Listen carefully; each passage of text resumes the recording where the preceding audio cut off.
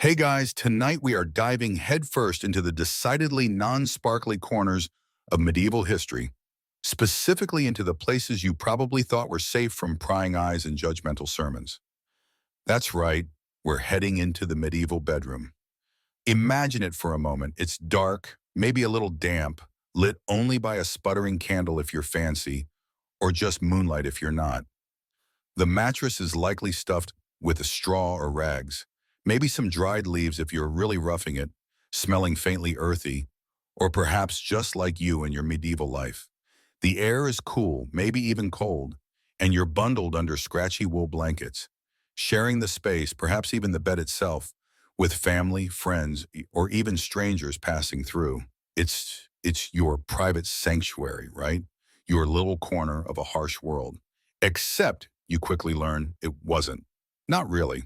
The watchful, ever-present gaze of the medieval church somehow managed to slip under the door, through the cracks in the walls and right into your most intimate moments. Yep, we're talking about medieval sex positions the church tried and mostly failed to ban. It might sound niche, maybe even a little uncomfortable, but trust me, understanding this tells you so much about the era itself. So, before you get comfortable, take a moment to like the video and subscribe, but only if you genuinely enjoy what I do here. Let me know where you're tuning in from and the local time down in the comments. Now dim the lights, maybe turn on a fan for that soft background hum, and let's ease into tonight's journey together. You pull those scratchy wool blankets tighter around your shoulders, feeling the rough texture against your skin. The scent of damp earth and old straw fills your nostrils as you settle into your makeshift bed. This isn't the memory foam luxury you might be used to. This is the raw, unfiltered reality of medieval life, where comfort is relative and privacy is a concept often unheard of. You're in a small, maybe single-room dwelling, shared with everyone from your elderly parents to your youngest siblings. The fire in the hearth has dwindled to embers, casting flickering shadows that dance across the rough-hewn timber walls. Outside, the wind whistles through the wem, carrying the distant bleating of sheep or the rustle of leaves. It's a life dictated by the seasons, by the sun's arc, and by the rhythms of the land you work. But there's another rhythm, a deeper, more pervasive influence that shapes not just your days, but your nights, your thoughts, and yes, even your body, the rhythm of the church. This is the medieval period, generally spanning from the 5th to the 15th century, though the rules we'll discuss tonight really come into their own from the 11th century onwards, hitting their stride during the High and Late Middle Ages. It's an era often depicted as dark and superstitious, and while that's a bit of a caricature, it's true that religious belief wasn't just a part of life. It was the very fabric woven through every single aspect of it. From birth to death, from planting crops to brewing ale, the church had a say, and they absolutely had a say in what happened, or rather what shouldn't happen, under those rough wool blankets. Think about it. In our modern world, your bedroom is likely the most intensely private space you possess. It's the one room where you can shut the door, maybe even draw the curtains, and feel truly isolated from the outside world. You can read what you like, watch what you like, wear what you like or nothing at all, and engage in whatever activities you and your partner consent to with a reasonable expectation that nobody else is watching, listening, or crucially, judging. But for the medieval person, that boundary was far more permeable. The walls were thinner, often literally, but also figuratively. Your neighbors were much closer, your life much more public. And the biggest permeator of that boundary? The church. The church in the Middle Ages wasn't just a place you went on Sundays, if you were lucky enough to live near one and had the time off. It was the central authority, often rivaling or even surpassing secular rulers in power and influence. It owned vast tracts of land, collected tithes, a sort of religious tax, often 10% of your produce or income, ran the few schools and hospitals that existed, and held a near monopoly on literacy and knowledge. Priests were community leaders, confessors were the arbiters of your soul's fate, and the fear of eternal damnation was a very real, very potent motivator for compliance. You couldn't escape the church. It was in the air you breathed, the food you ate, hello fasting rules, and the way you thought about your place in the cosmos. And where there was sin, the church felt it had a divine mandate to intervene. And guess what was a major source of potential sin? You guessed it, sex. Now, this wasn't just about preventing extramarital affairs or condemning rape. Those were universally seen as wrong even then. The church's ambition was far grander, far more intrusive. They sought to regulate intimacy within marriage. Yes, the legally sanctioned, divinely blessed union of husband and wife. They wanted to dictate when you could have sex, why you could have sex, and most famously, how you could have sex. Imagine living under that kind of scrutiny. You stumble home after a long day working in the fields. Maybe your back aches, your hands are calloused, and all you want is a bit of comfort, maybe even some physical closeness with your spouse. But looming in the back of your mind are the sermons you've heard, the penance books your priest consults, the quiet conversations in the confessional box. Is this act permissible? Are we doing it the right way? Is God watching? Is the priest somehow watching? Spoiler, they weren't physically watching, but the idea of their moral gaze was powerful. This intrusion wasn't just theoretical, it was practical. It was enforced through the confessional. From the Fourth Lateran Council in 1215, Catholics were required to confess their sins to a priest at least once a year. This act of confession became a powerful tool for the church to monitor and guide the behavior of its flock, including their most private acts. You would kneel before the priest, often in a small, possibly shared space. Confessional boxes as we know them are a later invention, and recount the sins you had committed. And the priest, guided by handbooks, would ask probing questions. Very probing questions. This level of detail and intrusion might seem absurdly invasive by today's standards, but it stems from a particular theological viewpoint that saw the physical body and its desires as inherently suspect, a potential trap laid by the devil. True holiness was often associated with asceticism, with denial of the flesh. While marriage was recognized as a sacrament and necessary for the continuation of humanity and the church, the sexual act within it was viewed with caution, something permissible primarily for procreation, and even then hedged about with rules and restrictions. Anything that smacked of pleasure for pleasure's sake, or that deviated from what was considered the natural or divinely intended way, was ripe for condemnation. So as you lie there on your straw mattress, listening to the sounds of the medieval night, remember that even in this most personal of spaces, you were not entirely alone. The doctrines, the rules, and the watchful eye of the church were there too, attempting to govern your desires and dictate the very mechanics of your intimacy. It's a bizarre, almost comical thought from a modern perspective, but for medieval people, it was a significant aspect of their lived reality. And it sets the stage for understanding why they felt the need to create such detailed, sometimes baffling, rules about something we tend to think of as entirely private. The question then becomes, how effective were these rules really? Did medieval people actually comply? As you'll see, the answer is complicated. You're tucked in now, hopefully getting warmer. The initial strangeness of the medieval bedroom fading slightly as you sink deeper into the story. But the feeling of being watched, of having your most private actions scrutinized, lingers. And that feeling comes directly from the complex, often contradictory, theological worldview that dominated the medieval era.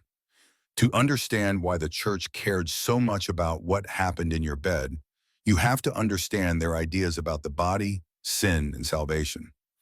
It wasn't just about some random, arbitrary rules. It stemmed from a deep-seated belief system that saw the physical world, and especially the flesh, as a potential obstacle to spiritual purity. Imagine the medieval church's ideal human life. At the very top of the spiritual hierarchy was the virgin, someone who had completely renounced physical intimacy. Below that came the chaste widow or widower, someone who had experienced marriage but now lived a life of abstinence. And finally, at the bottom of this particular ladder came the married couple. Marriage was recognized as a sacrament, absolutely one of the 7 holy rites. It was necessary, after all, for producing more good Christians to fill the pews and pay the tithes. But even though it was holy, it was seen as a concession to human weakness, a path for those who lacked the spiritual strength for celibacy. St. Augustine, maybe one of the hugely influential early church fathers, whose ideas profoundly shaped medieval thought, famously struggled with his own desires before finding peace in conversion and a life of celibacy. His writings and those of others often frame sexual desire, even within marriage, as a leftover stain from original sin. Remember Adam and Eve in the Garden of Eden? The story goes that before they ate the forbidden fruit, their bodies were perfectly obedient to their wills. They could, theoretically, have reproduced without experiencing lust or uncontrolled desire. Sex would have been a calm, rational act of procreation, like planting a seed in fertile ground. Yes, this is where the idea gets a little interesting from a modern viewpoint. But once they sinned, disobedience entered the world, affecting not just their minds, but their very bodies. Desire became unruly, separate from the will, something that surged and pulled them against their better judgment. This disobedience of the flesh was seen as part of the punishment, a constant reminder of humanity's fallen state.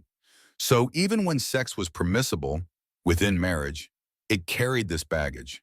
It wasn't seen as an expression of love or intimacy in the way we might primarily view it today, but rather as a necessary, slightly regrettable means to an end: procreation.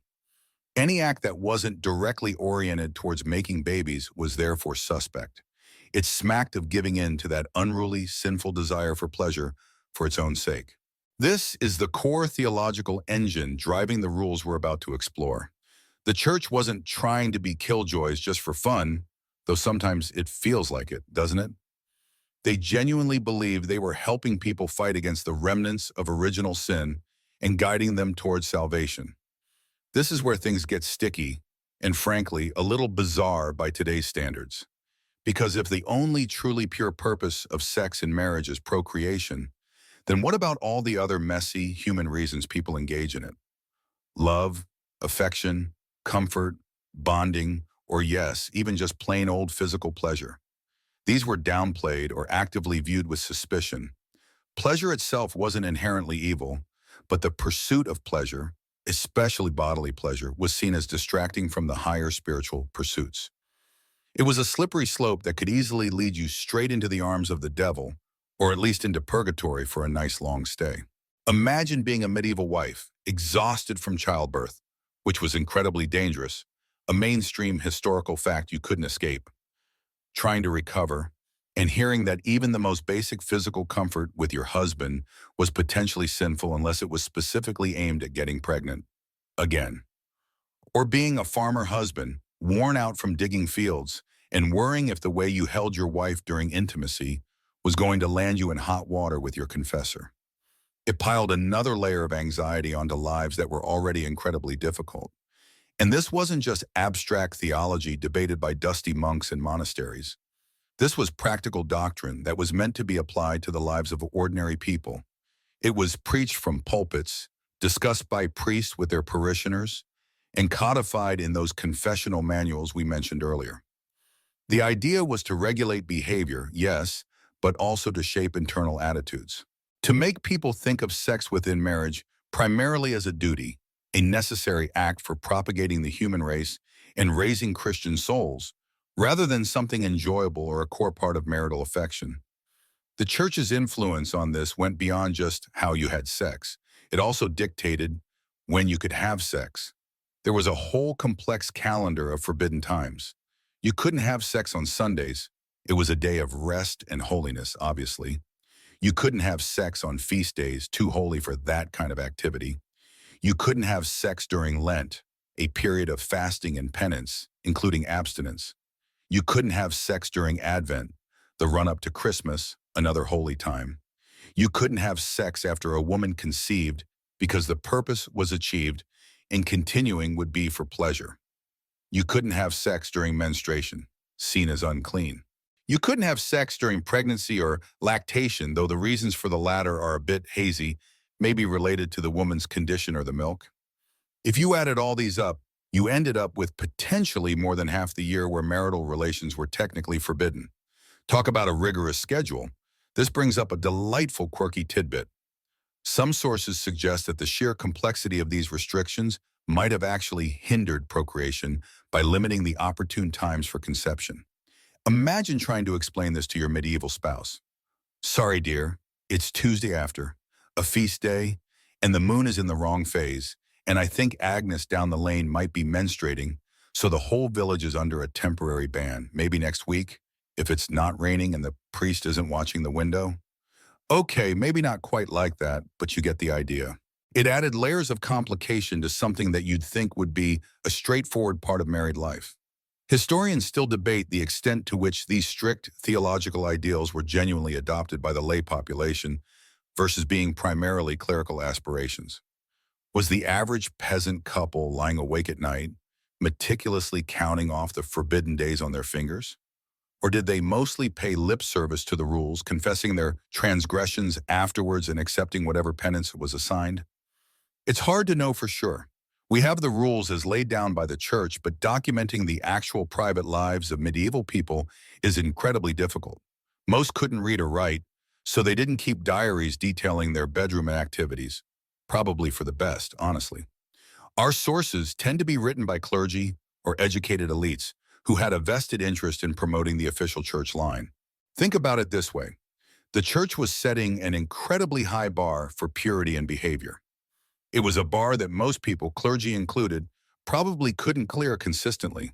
But by setting the standard so high, they created a constant awareness of sin and the need for the church's intervention through confession and penance to achieve salvation. It was a brilliant, if heavy-handed way to maintain control and influence over people's lives.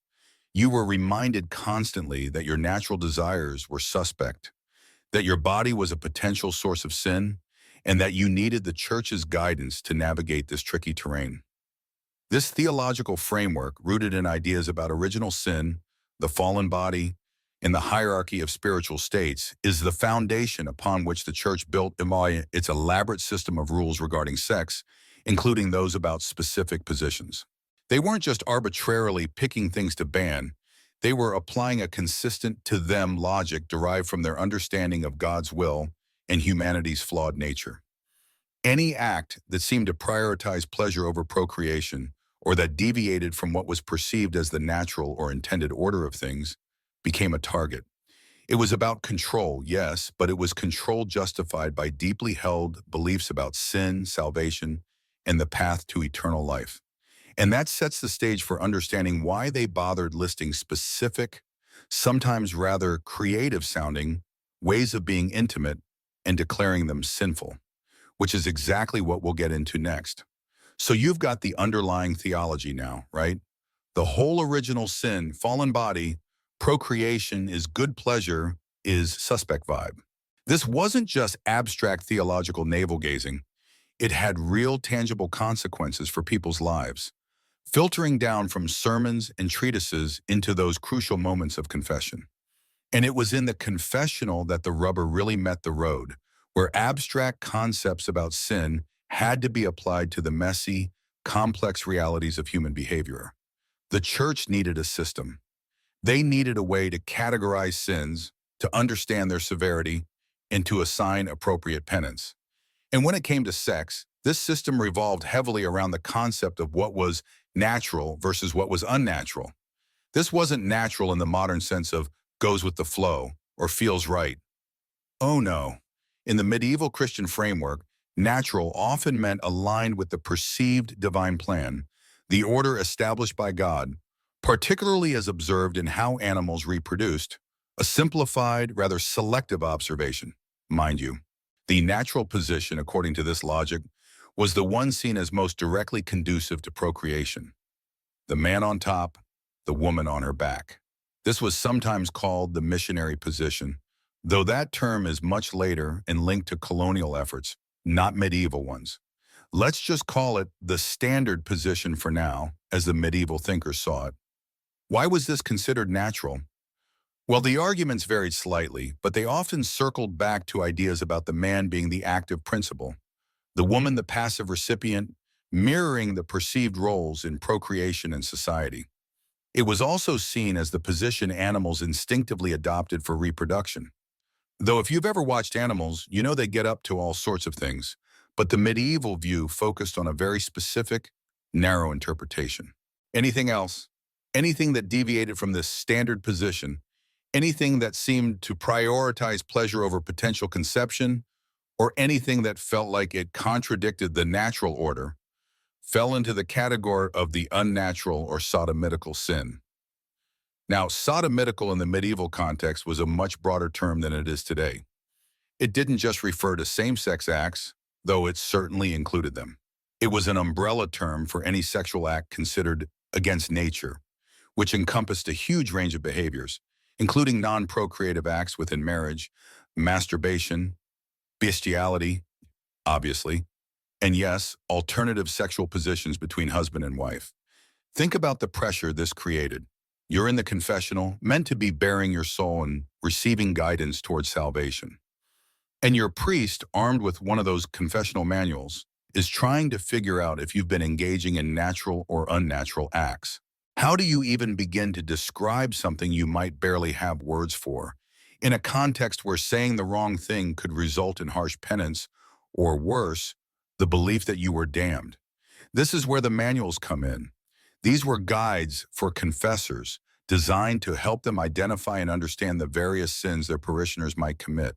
And because sex was such a fraught area, and because it was seen as a prime battleground against the devil and the fallen flesh, these manuals often went into excruciating detail about how marital sex could become sinful. They didn't just say don't have unnatural sex. They felt the need to list examples. And this, my friends, is where the glorious, if slightly horrifying, lists of banned sex positions come from. The church, in its earnest attempt to forbid something, had to describe it first. It's a bit like saying, don't think of a pink elephant. Suddenly, the pink elephant is all you can think about. The confessional manuals, in trying to warn against unnatural acts, ended up cataloging them in surprising detail. Why this obsessive focus on positions? Because positions could signal intent. If you were in the standard position, the argument went, your primary intention, or at least a permissible intention, could be seen as procreation. But if you adopted other positions, especially those that seemed to emphasize pleasure, intimacy, or novelty over the perceived procreative purpose, it was seen as evidence that you were giving in to lust, prioritizing worldly pleasure over spiritual duty, and engaging in sex for the wrong reasons. It was the how as a window into the why. The manuals would describe various ways a couple might engage in sex and label them. Any position where the woman was on top, for example, was often seen as particularly sinful. Why? Because it inverted the perceived natural order, where the man was dominant and active. It was seen as a woman taking control in an area where she was meant to be passive and submissive.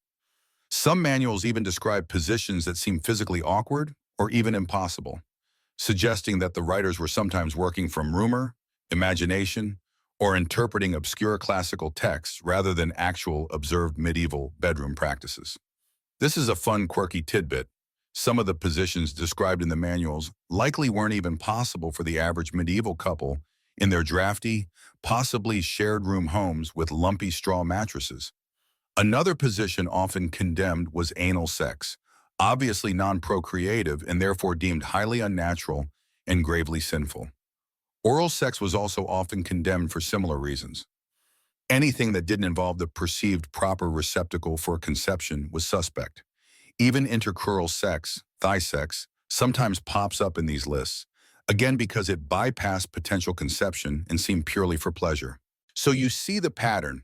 Anything that wasn't the standard position, anything that felt like it was primarily for pleasure, anything that deliberately prevented conception, though understanding of conception was patchy by modern standards, they grasped cause and effect enough for some methods, or anything that inverted perceived gender roles was likely to be labeled as a serious sin.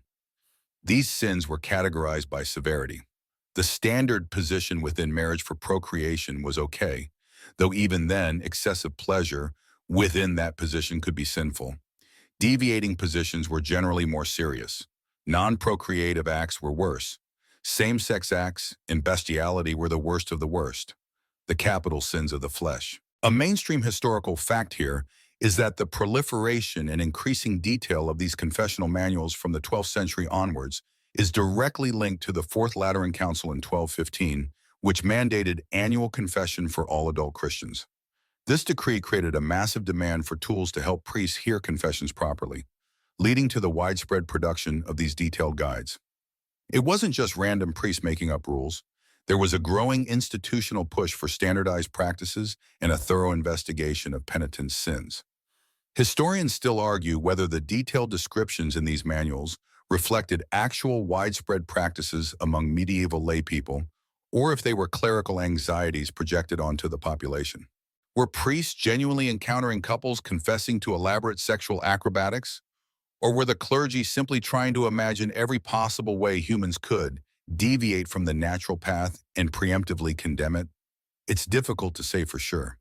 The manuals themselves are prescriptive. They tell confessors what to ask about and how to judge. But they don't give us the penitence side of the story. We don't have transcripts of confessions where people are saying, well, Father, last night after the chickens were asleep, we tried that thing described in Section 7, Paragraph B of your manual. This cataloging process created a bizarre situation. To discourage these acts, the church had to make people aware of them. The very act of listing and describing unnatural positions in a manual meant that a priest reading it, or a penitent being questioned about it, albeit often indirectly through questions like, have you sinned against nature in your marital relations, was exposed to the idea of these possibilities. It makes you wonder if some medieval couples learned more from their confessional experience than the priest intended. Wait, that's a sin? I thought that was just comfortable, only? Okay, probably not quite like that, but the potential for unintended education was definitely there. The core idea was control, yes, but control rooted in a genuine belief in the dangers of sin and the necessity of steering souls towards a salvation.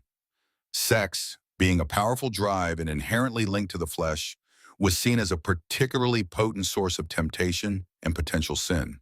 By regulating it, classifying acts, and guiding people towards the natural and procreative, the church believed it was helping people resist the devil and secure their place in heaven. It was a heavy burden to place on the most intimate part of people's lives, turning the marital bed into a potential minefield of theological transgression. And this theological foundation is what sets the stage for the specific, sometimes eyebrow-raising, list of banned positions we'll delve into next. They weren't banned randomly. They were banned because they were deemed unnatural and therefore sinful, based on the church's complex, and to our modern minds, often strange logic about the body, pleasure, and procreation. So you've heard about the natural position, the sort of divinely approved, conception-focused, missionary-adjacent stance, and you've grasped that anything else could potentially fall into the murky, dangerous territory of the unnatural. Now let's peek behind the curtain of those confessional manuals and see what specific acts and positions got singled out for clerical disapproval, and more importantly, why. These weren't like modern Kama Sutra-style guides with helpful diagrams. No, thank goodness. Imagine trying to explain that in a sleepy ASMR voice. These were dense theological texts, often written in Latin, filled with classifications and subclassifications of sin. The descriptions of the forbidden acts were usually brief and judgmental, focused on identifying the type of transgression rather than providing a user manual. Think of it less like instructions and more like a list of crimes on a wanted poster. One of the most consistently condemned positions was any variant where the woman was on top. This was sometimes referred to in theological terms that translated roughly to where the woman is above, or variations thereof. The rationale here wasn't about physical comfort or even necessarily conception, though some arguments touched on it. The primary issue was the perceived inversion of the natural order. Medieval society, deeply patriarchal and hierarchical, saw the man as the head of the household, the active principle in creation in a simplified biological view, and the dominant figure. For a woman to physically be above the man during intercourse was seen as symbolically and perhaps literally putting her in a position of dominance. This wasn't just a sexual sin, it was an affront to the God-given structure of the universe as the clergy understood it. It was seen as prideful on the woman's part, taking a role not meant for her, and potentially emasculating for the man, allowing this inversion. You can almost hear the scandalized whispers, "Good heavens, she was on top, the nerve." Then there were the acts considered against nature in the broadest sense, focusing on non-procreative possibilities. Anal sex, often lumped together with other non-procreative acts under the catch-all term sodomy, a term carrying immense fear and condemnation, was universally seen as a grave sin. The rationale here was straightforward. It couldn't result in conception. Therefore, its sole purpose was presumed to be pleasure, disconnected from the divine mandate to be fruitful and multiply. Furthermore, it was seen as a perversion of the body's intended uses, a corruption of the physical form and its functions as designed by God. The severity of the penance for this act reflected the depth of clerical revulsion. It was considered one of the most serious sexual transgressions short of bestiality. Oral sex also fell into this category. Whether described as touching the male member with the mouth or similar phrasing, it was condemned because it diverted the semen, from its intended path towards the womb. Wasting the seed, even within marriage, was often seen as a serious sin, linked to the story of Onan in the Bible, Genesis 38. Though that story is more complex and primarily about lineage duty rather than sexual technique, medieval interpretation often simplified this to a condemnation of any spilling of seed outside of procreative intercourse. The mouth was for eating and speaking, not for sexual acts. Using it in such a way was seen as a defilement of the body and a perversion of its God-given functions, again purely for illicit pleasure. Even seemingly less dramatic deviations could be problematic. Intercrural intercourse, or sex between the thighs, is mentioned in some penitentials. Like anal and oral sex, its condemnation stemmed from the fact that it bypassed the possibility of conception. It was seen as intercourse, avoiding the potential for new life, thus prioritizing pleasure over the primary perceived purpose of sex within marriage. The focus was relentlessly on the telos, the ultimate purpose of the act. If the telos wasn't procreation, or at least open to it, it was suspicious. Other positions that deviated from the standard could also attract scrutiny, though perhaps with less severe penances than the sodomitical acts. Standing up, or any position that wasn't lying down, might be viewed suspiciously. Why?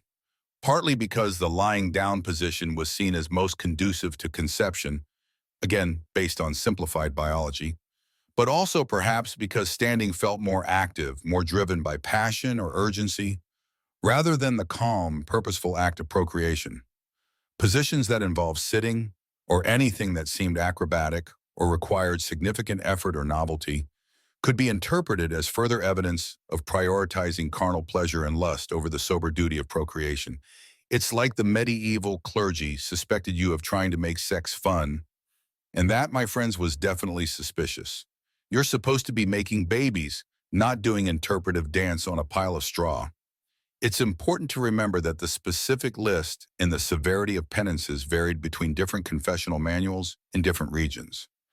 There wasn't one single universally agreed upon list enforced everywhere in exactly the same way. Some manuals were more detailed, some more conservative, some drew on different authorities or traditions. A mainstream historical fact related to this is that many of these condemnations of specific positions and non-procreative acts have roots in earlier penitential literature, particularly from the 7th to 11th centuries. These early penitentials were books listing sins and prescribing specific penances, fasting, prayer, exile, for each. They were some of the first texts to delve into the specifics of sexual acts and assign numerical values of penance based on position, marital status, and frequency. The later confessional manuals built upon and systematized these earlier traditions, solidifying the classification of certain positions as sinful. A quirky tidbit: some manuals describe positions that seem utterly impractical or require a flexibility the average medieval peasant likely didn't possess after a hard day in the fields. This has led some historians to suggest that some of the descriptions might have been theoretical condemnations based on interpreting metaphorical language in earlier texts, or perhaps based on classical Roman descriptions of sexual practices, which the clergy would have encountered in ancient literature, rather than a reflection of what medieval couples were actually doing in their cramped cottages. It's a funny thought, the clergy getting scandalized by something no one was actually doing anyway. Historians still debate exactly which manuals were most influential, how widely their detailed prescriptions were known outside of clerical circles, and to what extent ordinary laypeople were actually questioned about the specifics of their bedroom activities in confession. Were priests really asking, did you engage in the position where the woman was above the man? Or was it more general probing like, have you sinned against nature? It's hard to know how much of this detailed classification filtered down into the lived experience of the average medieval Christian couple. Did they understand these distinctions? Or did they just vaguely know that some stuff was okay and some stuff definitely wasn't? This detailed cataloging of sins, including specific positions, reveals the Church's intense focus on controlling human behavior, especially in the realm of sexuality, which was seen as inherently tied to the fallen state of humanity and the potential for sin.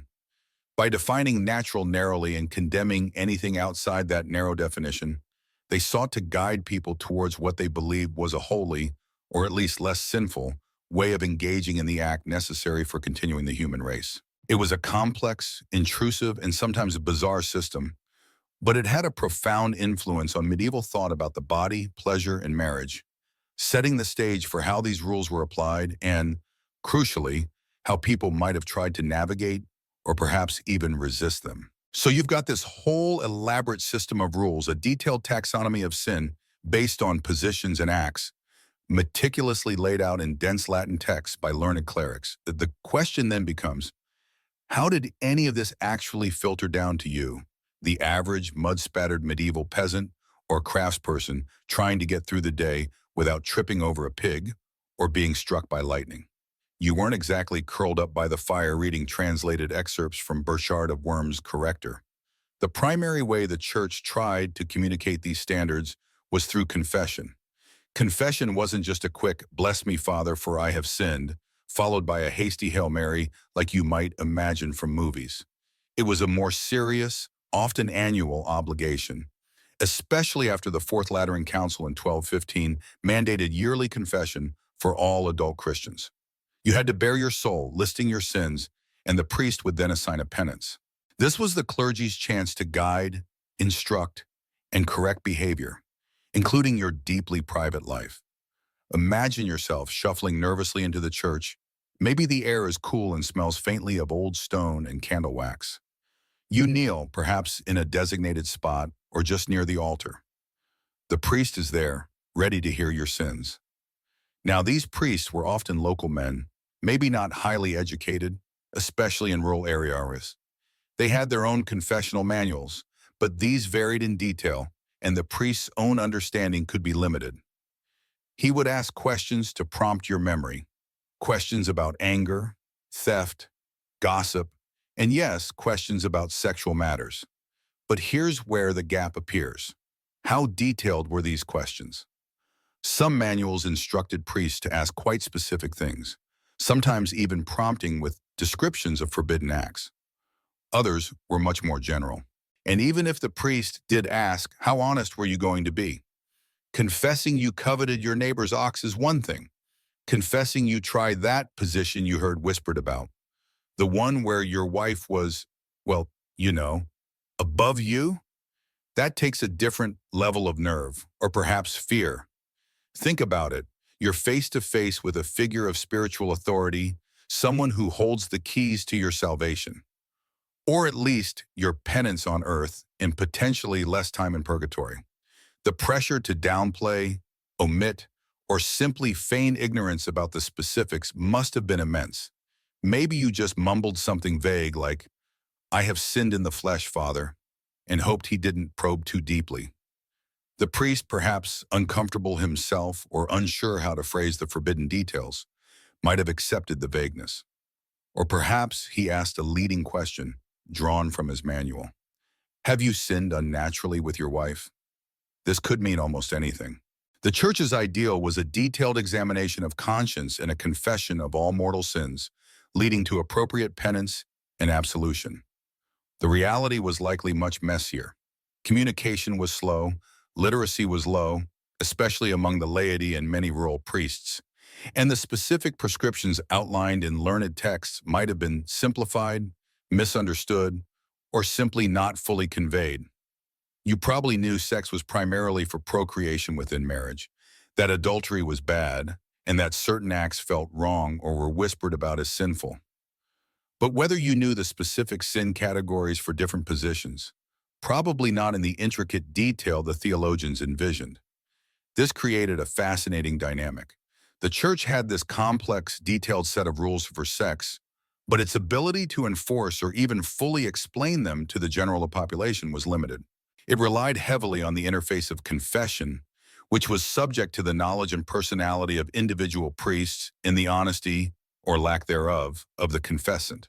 It's a bit like having an instruction manual for assembling a spaceship, but only giving people a blurry handwritten summary and then asking them to build it in their backyard using only hand tools. The result is probably going to deviate significantly from the blueprint. A mainstream historical fact that highlights the church's attempt to standardize this process is the proliferation of confessional manuals, written in the vernacular, like English, French, German, from the later Middle Ages onwards. This was a recognition that priests needed practical guidance and that the complex Latin treatises weren't sufficient or accessible. These vernacular manuals often provided simplified lists of sins and model questions for priests to ask, aiming to improve the consistency and quality of confession. However, even these varied, and their adoption wasn't instantaneous or universal. A quirky tidbit, some of these confessional manuals included sections for priests themselves confessing their own sins. And yes, these sections sometimes included advice on how to avoid temptation, specifically regarding attractive confessants. One manual reportedly advised priests to look down at the ground while hearing confessions from women to avoid lustful thoughts. Imagine trying to have a serious conversation about your sex life while the person you're talking to is intently staring at their feet. Peak medieval awkwardness. Historians still debate how effective this system was in shaping lay sexual behavior. Did people truly internalize the detailed rules about positions? Or did they primarily absorb a more general sense of right and wrong, fearing the most obvious transgressions? Adultery, fornication, maybe the whispered about unnatural acts, while largely ignoring or being ignorant of the finer points of theological condemnation regarding bedroom acrobatics. It's hard to measure the impact of rules people might not have fully understood or might have intentionally avoided discussing. You can write all the rule books you want, but if the players don't read them or pretend they didn't, the game continues however they like. Ultimately, while the church created an incredibly detailed framework for judging sexual acts, its practical application among the vast majority of the population was likely less rigorous and more open to interpretation and avoidance than the clergy might have hoped. The private nature of the act, combined with the limitations of communication and the complexities of confession, meant that a significant gap almost certainly existed between the official, written rules and the lived realities of medieval bedrooms. And perhaps deep down, some part of you is relieved by that thought. The idea of a priest interrogating you about that position you tried last Tuesday? It's enough to keep you awake, isn't it? Better not think about it too much. So, you managed to stumble through confession. Maybe you were vague. Maybe the priest didn't ask the right questions.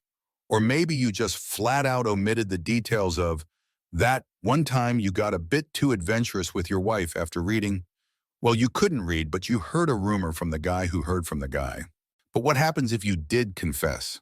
Or even worse, what if you were caught? The church wasn't just about cataloging sins, it was about getting you back on the straight and narrow, and that involved penance and, for some offenses, a good dose of public shame. If you confess to a sexual sin, especially one deemed serious like adultery, or perhaps one of those unnatural acts, which, as we've established, included many positions beyond the missionary, the priest would assign you a penance. Think of penance as a kind of spiritual rehab. It wasn't just punishment.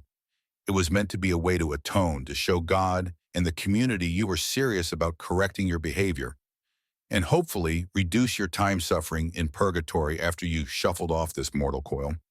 These penances varied wildly depending on the severity of the sin, the local customs, the priest's judgment, and perhaps his mood that day, and your own status. For minor transgressions, it might be saying extra prayers for a week or two, or maybe fasting on certain days. Fasting was a common one for sins of the flesh. Denying the body food was seen as a direct counterpoint to indulging bodily desires. Imagine trying to feel frisky when you're absolutely starving because you weren't allowed to eat on Wednesday and Friday that week. Effective maybe, but probably just made you cranky. For more serious sexual sins, like repeated adultery, the penance could be much harsher. This is where you get into things like extended periods of fasting, maybe for months or even years on certain days, giving significant amounts of money or goods to the poor, almsgiving, or even going on pilgrimage. A pilgrimage wasn't a medieval holiday. It was a difficult, often dangerous journey to a holy site, like a local shrine or further afield to Rome or even Jerusalem. Walking hundreds or thousands of miles, facing bandits in bad weather, sleeping rough. That was considered a serious penance. Yes, Father, I confess I used the mill wheel position. Ah, my son, for that, you shall walk to Canterbury. Suddenly, those other positions don't look so appealing, do they? The idea was that the difficulty and suffering of the penance would outweigh the pleasure or transgression of the sin. It was a spiritual balancing act. The priest would look in his manual, perhaps see, for carnal sin contra naturam, 7 years on bread and water on Mondays, Wednesdays, and Fridays, plus a pilgrimage to Santiago de Compostela. Okay, maybe not that extreme for a position within marriage, but you get the idea. The punishment was meant to fit the crime, often on a scale that seems incredibly harsh by modern standards for something considered private behavior between consenting adults. But penance wasn't always a private matter given in the confessional. Sometimes, especially for sins that were public knowledge or particularly scandalous, the church imposed public penance. This was less about quiet spiritual growth and more about community correction and deterrence. If you were caught in the act, or if your sin, like adultery, caused significant disruption or scandal in the village, you might be required to perform a penance in front of everyone. Imagine the scene. You're standing outside the church door on Sunday morning as everyone files in for Mass. You're wearing a rough wool garment, maybe a sackcloth, maybe a sign around your neck detailing your sin. People stare. They whisper. Your neighbors, friends, maybe even your children see you standing there exposed and humiliated. You might have to stand there for the entire service, or even multiple services over several weeks or months. This wasn't just about making you suffer. It was a very visible warning to everyone else about the consequences of stepping out of line. It was social control, weaponized shame. For certain sexual offenses, particularly those that involved public scandal or were persistent, public penance could be accompanied by corporal punishment. While less common for mere positions within marriage and less tied to other offenses or defiance, you might see people whipped through the streets or placed in stocks. Again, the aim was humiliation and physical discomfort as atonement and a public lesson. Think about the sheer terror of being caught. It wasn't just spiritual damnation you risked, but very real, very public, very uncomfortable consequences right here on earth. A mainstream historical fact confirming the widespread practice of penance is the sheer number of surviving penitential manuals used by priests across Europe from the 7th century onwards. These detailed texts provided priests with standardized lists of sins and the corresponding penances, attempting to bring some consistency to the process. Although local variations remain significant, they are our primary source for understanding what the church considered sinful and how they intended to punish it. A quirky tidbit from some of these manuals is the bizarre specificity of penances. For instance, some allocated penances based on the number of times a specific forbidden act was performed, or even scaled penances based on the time of year the sin occurred or the social status of the sinner. It's like a medieval price list for sin, complete with seasonal variations and loyalty discounts for clergy. Just kidding, mostly.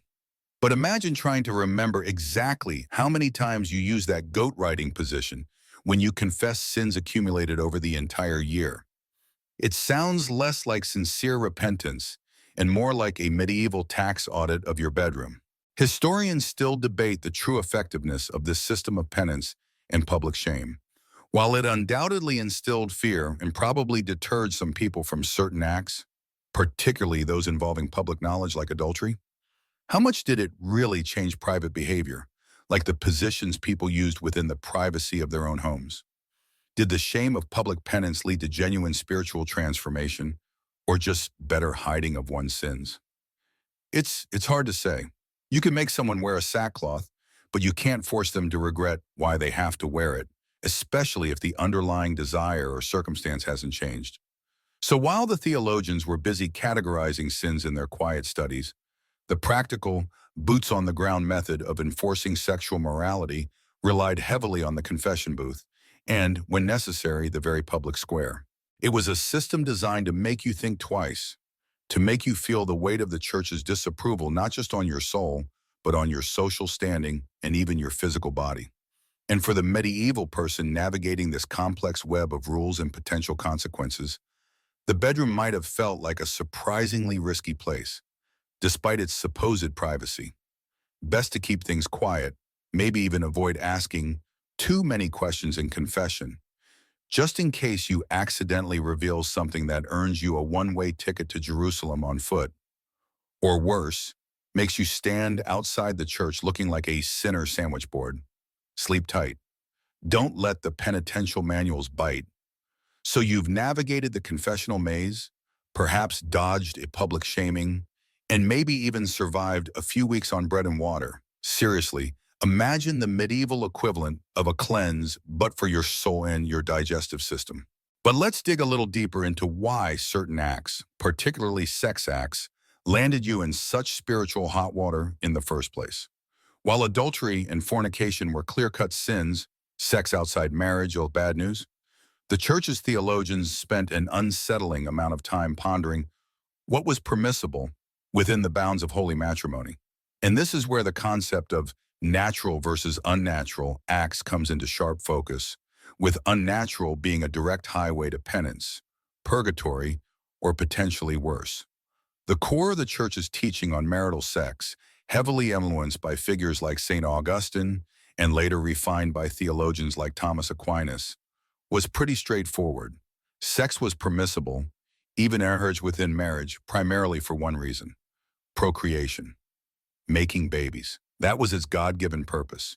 Any act that hindered or deviated from this primary purpose, even between husband and wife, was suspect and often sinful. The act of sex itself, in the church's view, carried the taint of original sin, a necessary evil for continuing humanity, but something to be undertaken with gravity, not glee. Therefore, the natural position was deemed to be the missionary position: man on top, woman on her back. Why? Because it was seen as the most conducive to conception, mimicking in their minds the way animals mated, and supposedly aligned with God's natural order.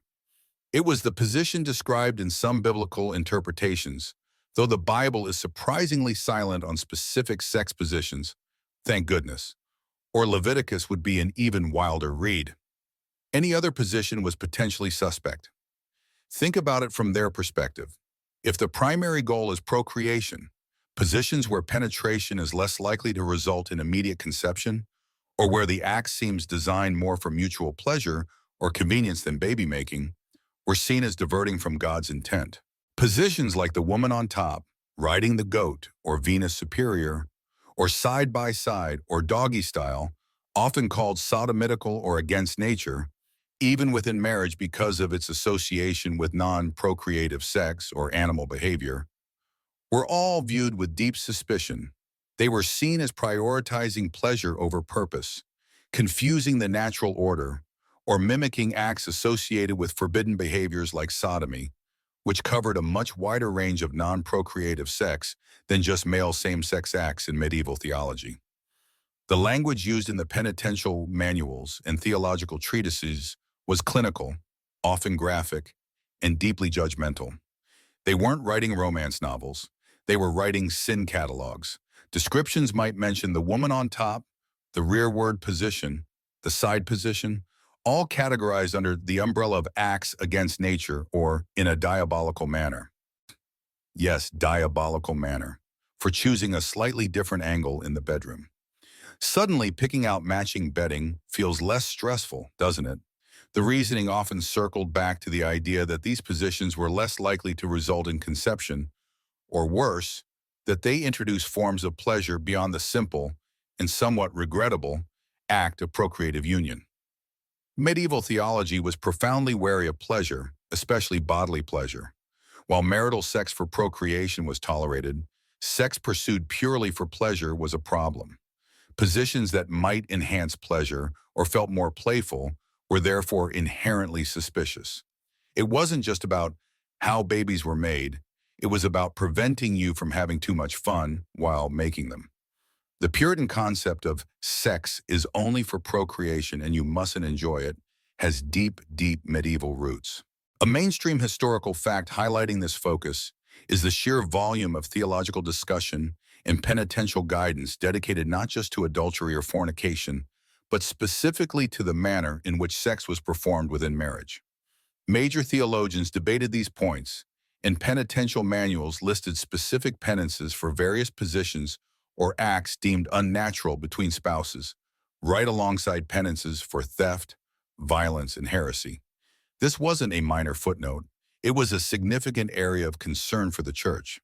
A quirky tidbit is that some manuals got incredibly granular, not just listing positions, but also condemning acts like manual stimulation, oral sex, or using contraception, though medieval contraception was, shall we say, less than reliable. Think crocodile dung douches and wearing amulets.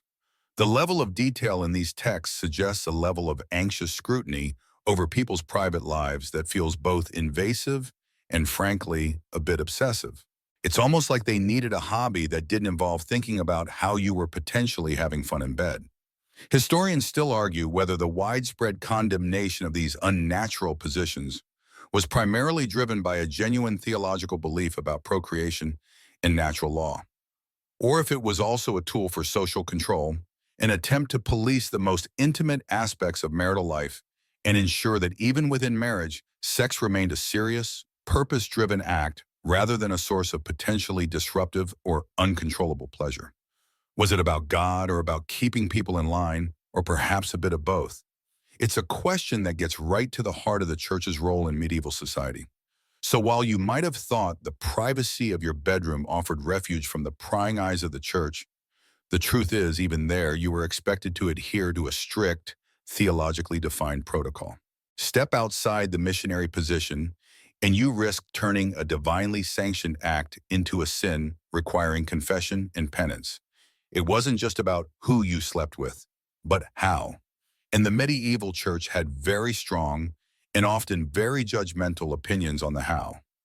Best to stick to the script, literally and figuratively, unless you fancied explaining that adventurous moment to Father Michael during your next confession. Or perhaps just hoping he hadn't read the latest edition of the penitential manual covering the sin of the woman on top. So, you've stumbled out of the confessional booth, maybe clutching a small piece of parchment detailing your penance, or perhaps just feeling the weight of your sins, including that fleeting thought about a forbidden position, lifted albeit temporarily. But how did the priest, Father Michael or whoever he was, know exactly what questions to ask? How did he decide that you needed 3 Hail Marys and a week of fasting for that sin, but only 2? Our fathers for this one? The answer lies in the books he kept tucked away, the essential tools of his trade, the penitential manuals. These manuals were, in essence, guidebooks for confessors. Think of them as the priest's cheat sheet, or perhaps more accurately, his instruction manual for navigating the complex landscape of medieval sin. They weren't consistent, mind you. Different regions, different orders, even different individuals might compile their own versions, drawing from various sources. Early church fathers, councils, papal decrees, and the accumulated wisdom, and sometimes the accumulated anxieties, of previous generations of confessors. They laid out lists of potential sins, offered questions the priest could ask the penitent to elicit a full confession because you might forget to mention something inconvenient, and crucially, provided a tariff of penances. Imagine sitting there, maybe on a hard bench, the air smelling faintly of incense and damp stone, trying to remember every single time you swore, every greedy thought, every instance of lust, every little deviation from the straight and narrow.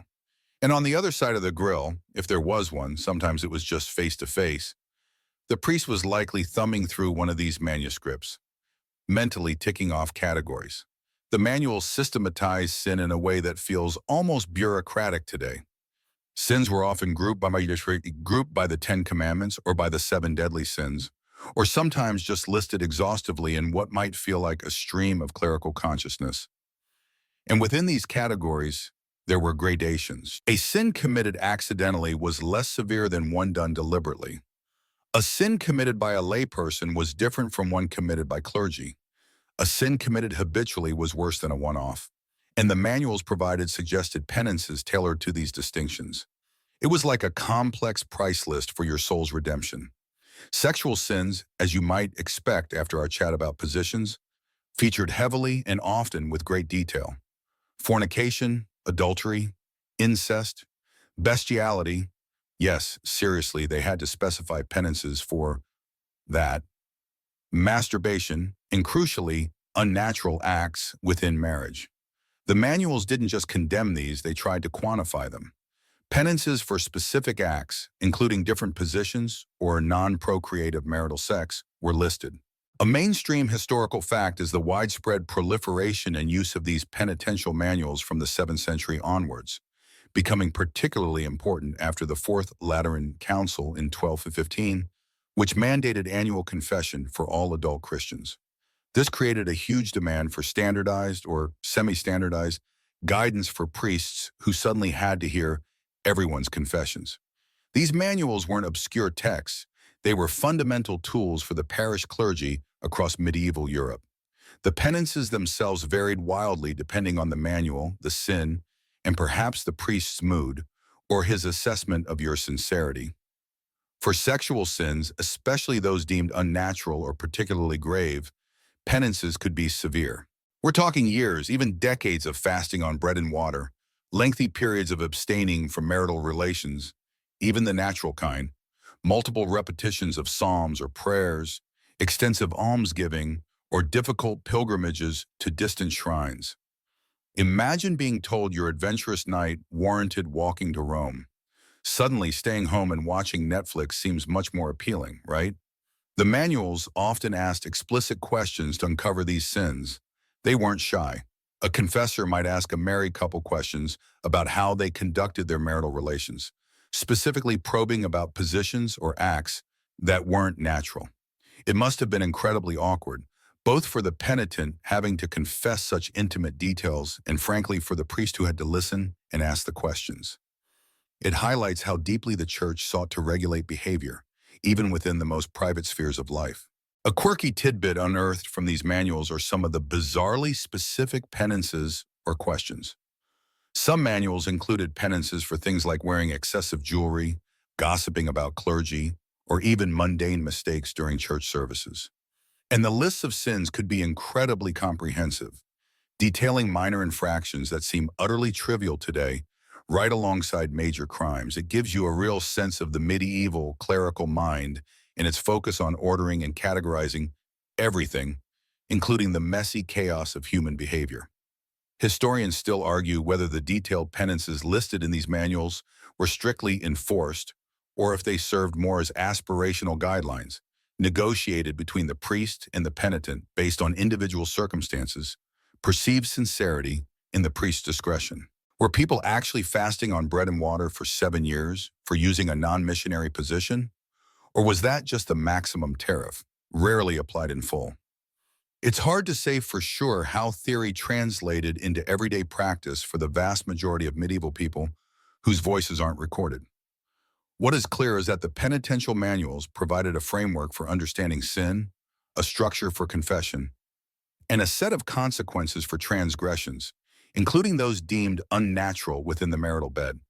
They were a tangible manifestation of the church's pervasive influence, reaching into the deepest corners of medieval life and dictating terms not just for public behavior, but for private acts thought to have spiritual consequences. Next time you hear about someone's checklist of requirements, just be grateful it's probably for a job interview, not your eternal soul, and definitely not itemizing your bedroom activities. So you've seen the terrifying lists, felt the potential weight of years of fasting on bread and water, or the prospect of trudging halfway across Europe just because you got a little too creative in the bedroom. But let's pump the brakes for a second. Did it really happen like that every time for everyone? Were medieval priests just ticking off penances from a price list like a particularly stern cashier? This is where the gentle hum of historical debate gets a little louder, swirling around those very manuals we just talked about. Historians still argue whether the detailed and often severe penances listed in these penitential manuals were strictly enforced as written, or if they served more as flexible guidelines, subject to negotiation, priestly discretion, and the messy realities of medieval life. Think about it. You, a peasant farmer with 5 kids and a barely surviving crop, confess to a minor infraction, maybe a little bit of coveting your neighbor's slightly less bony cow. The manual says 3 years of total abstinence from marital relations, even the boring kind, and daily psalm recitation. Now imagine the priest looking at you, knowing you can barely read, knowing your wife is pregnant again, knowing that denying a medieval farmer the ability to have more hands on the farm via procreation was, well, sort of economically suicidal. Did Father Michael truly lay down the literal law as dictated by the most rigorous interpretation of his manual? One side of the debate says, yes, largely, the church put immense pressure on confessors to be rigorous. The manuals were products of councils and learned theologians who intended for these penances to be taken seriously. The concept of sin was grave, and so were the consequences needed to truly atone and avoid eternal damnation. Plus, the sheer detail in some manuals suggests they were meant to be applied with some precision. If a different penance is prescribed for sins committed on a feast day versus a regular day, or for clergy versus lay people, it implies a system designed for adherence. The existence of complaints about lenient confessors also suggests that rigor was the ideal, even if not always achieved. But then you have the other side arguing for flexibility and a human touch. They point to the concept of discretio. The confessors recognized pastoral discretion. Priests were expected to take into account the penitent's age, health, social status, education level, and ability to perform the penance. Fasting for years was much harder for a laborer than a noble with plenty of food stores. A pilgrimage was impossible for someone tied to their land or too poor to travel. Illiteracy made praying psalms a non-starter unless they could be taught verbally. A mainstream historical fact supporting this flexibility is the emphasis placed on satisfaction. The penance wasn't just punishment, it was meant to be a remedial act by the penitent that would demonstrate their sincere sorrow and help repair the damage caused by sin. If the penance was literally impossible or counterproductive, like causing marital breakdown through excessive abstinence, a wise confessor might adjust it. They could commute difficult penances into easier ones, like substituting fasting with extra prayers or almsgiving. It was less about a rigid punishment tariff and more about finding a way for the penitent to genuinely make amends. Think of it like negotiating the terms of service for your immortal soul. Okay, I could do 3 years bread and water, but how about I donate this slightly used cloak to the poor instead, and maybe say 50 extra Ave Marias? While probably not that casual, the conversation likely involves some back and forth, assessing the penitent's capacity and perceived sincerity. It wasn't just a monologue from the priest reading from a script. A quirky tidbit is how some manuals even included advice to the confessor on how to handle different types of penitence. They might be told to be stricter with the wealthy and powerful, who could afford heavier penances, and more lenient with the poor. Or to be careful not to ask leading questions that might put sinful ideas into a penitent's head, especially for the more imaginative sexual sins listed. This suggests a recognition that confession was a dynamic interaction, not a simple transaction. Moreover, the sheer volume and variation in the manuals themselves complicate the idea of uniform, strict enforcement.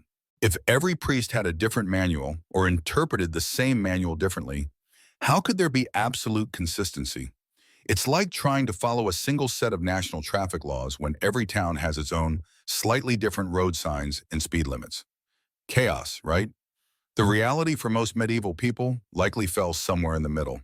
Severe penances were probably reserved for repeat offenders, particularly scandalous sins like public adultery by a prominent figure, or those who showed little remorse.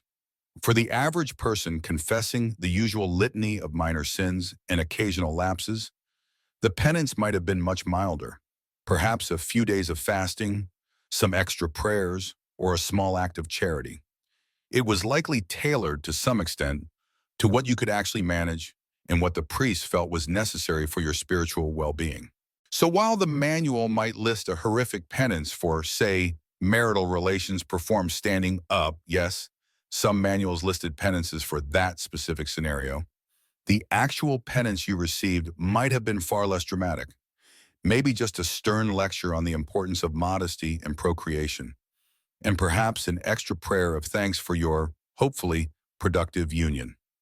It depended heavily on who your confessor was, which manual, if any, he primarily relied on, and how good you were at convincing him of your sincere repentance. It adds a layer of human complexity to what initially looks like a rigid bureaucratic system, reminding us that even in the distant past, life was lived in the messy spaces between the ideal rules and their practical application. Just like trying to find a parking spot in a busy city, the rules are clear, but the reality, good luck. So you've navigated the labyrinth of penances, seen the potential for negotiation, and maybe breathed a tiny sigh of relief that medieval life wasn't always a carbon copy of the strictest rules. But here's the thing. Even with the threat of eternal damnation, the detailed manuals, and the varied attempts at enforcing penance, the church didn't exactly win this particular battle. Despite all their efforts, all their sermons, all their very specific instructions on what not to do in the bedroom, people kept on keeping on, exploring the horizontal tango and apparently the vertical and possibly the diagonal in ways the clergy really didn't approve of. Why the failure? Well, several reasons, most of them rooted in the simple, undeniable reality of human nature and the practical limits of enforcing rules in the privacy of people's homes. You see, the church could dictate from the pulpit, issue stern warnings, and guide the confessor, but they couldn't install medieval CCTV cameras in every bedroom. What happened behind closed doors was largely beyond their direct, continuous surveillance. People might confess after the fact, but that assumes they felt guilty enough to confess, remembered all the details, including the posture, which apparently mattered, and were willing to face the potential penance. Think about it from your perspective as a medieval layperson. Your life is hard. You're probably working from sunup to sundown, worried about crops, disease, taxes, and maybe the Vikings or whoever is currently fashionable to be invaded by. Sex, for many, wasn't just about procreation or a marital duty. It was one of the few accessible physical comforts and expressions of intimacy available. The idea that you should only engage in it in a specific, single, highly approved position, missionary because it was deemed natural and oriented towards procreation, and only at specific times, not on Sundays, not on feast days, not during Lent, not during menstruation, not during pregnancy, not while breastfeeding, not before a pilgrimage, not after receiving communion. You get the picture. Was, shall we say, ambitious on the church's part. It bordered on the utterly impractical for maintaining anything resembling a normal marital life or, enjoying oneself. Historians still argue whether the sheer impracticality of these rules was their ultimate undoing, or if it was simply the irresistible force of human desire meeting the immovable object of ecclesiastical law. It was likely a combination. The rules were designed for an almost angelic level of self-control and adherence to abstract theological principles that simply didn't resonate with the lived experience of most people. Telling a couple who sees each other for perhaps an hour of free time each evening, if at that they are forbidden from intimacy half the week, or that certain perfectly comfortable and perhaps more pleasurable positions are grave sins, was a recipe for widespread disregard. A mainstream historical fact demonstrating this is the continued presence of these very forbidden practices in later penitential manuals and sermons. If the church had successfully stamped them out, they wouldn't need to keep warning people against them generation after generation. The repetition itself is evidence of failure. Clergy constantly complained about people's failure to adhere to sexual norms, lamenting the persistence of unnatural acts. It's like your parents telling you to clean your room. If they have to tell you every single day for 20 years, you probably weren't doing it. The privacy of the marital bed was a natural barrier to enforcement. Confession was the primary mechanism for discovering these sins, but people could lie, omit details, or simply not view certain acts as particularly sinful, despite what the priest said. A quirky tidbit: some confessional manuals even include specific questions the priest was not supposed to ask, fearing they might inadvertently teach the penitent a new sin they hadn't thought of yet. This suggests an awareness that people were already pretty creative on their own and didn't need the clergy providing anatomical suggestions, even in the negative. Furthermore, the social structure offered some buffers. While the church was powerful, your immediate community, your family, and your Lord, if you had one, were also significant influences. So long as your private life wasn't causing public scandal, like adultery resulting in illegitimate children or a brawl, your neighbors and secular authorities were less likely to interfere in what positions you used or how often. It fell squarely into the domain of sin, and sin was handled between the individual, their confessor, and God. And as we discussed, the confession part wasn't always a perfect pipeline for full disclosure or strict penance. So while the church laid down the law with impressive detail and severity on paper, the reality was a messy, ongoing negotiation between doctrine, desire, discretion, the confessors and the penitents, and the simple fact that you can't police what happens under the covers. The failure to ban wasn't necessarily a dramatic, organized rebellion. It was more likely a quiet, persistent, widespread ignoring of rules that were simply too numerous, too strict, and too detached from the practicalities and pleasures of human intimacy to ever be fully enforced. People confessed what they felt they had to, took the penance they could manage or negotiated down, and continued to live their lives, including their sex lives, in ways that often deviated significantly from the rigid ideals of the medieval church. It turns out human ingenuity, especially when it comes to finding new and exciting ways to break rules, is a tale as old as time, or at least as old as medieval Europe. You've seen the comedy of errors that was the church's attempt to police medieval bedrooms, the sheer volume of rules meeting the immovable force of human nature. It's easy, perhaps, to conclude that the whole elaborate system of sin, penance, and positional prohibition was just so much hot air, a bureaucratic nightmare that had no real bearing on people's lives beyond providing fodder for future podcast episodes. But that would be, well, a little too simplistic. Because even if the church didn't achieve a perfect 100% ban on every unnatural act, their constant preaching, their detailed manuals, and the very existence of these rules absolutely left a mark on medieval society. They shaped attitudes, instilled fears, and reinforced a particular worldview about sex, marriage, and the body that lingered for centuries. Think about it. You were constantly reminded from childhood about the potential for sin and the very real threat of eternal damnation. Confession wasn't some optional extra. It was a fundamental part of your spiritual life. You had to confess your sins regularly, and the priest was equipped with manuals telling him what questions to ask, probing into the darkest corners of your life, including your sex life. While you might lie, omit, or downplay the details, and plenty of people surely did, the process itself normalized the idea that your sexual activity was subject to divine judgment and clerical oversight. It created a pervasive sense that sex, while necessary for procreation within marriage, was inherently dangerous, potentially polluting, and needed strict regulation lest it lead you straight to hell. It's the medieval equivalent of having a little devil on one shoulder and a tiny judgmental priest on the other whispering, "Are you sure that's the missionary position?" This constant messaging instilled a certain level of fear and guilt in many, Perhaps not enough to make everyone rigidly adhere to every single rule, but certainly enough to make them think about it. It meant that when you engaged in an act deemed sinful, you weren't just breaking a secular rule. You were potentially jeopardizing your immortal soul.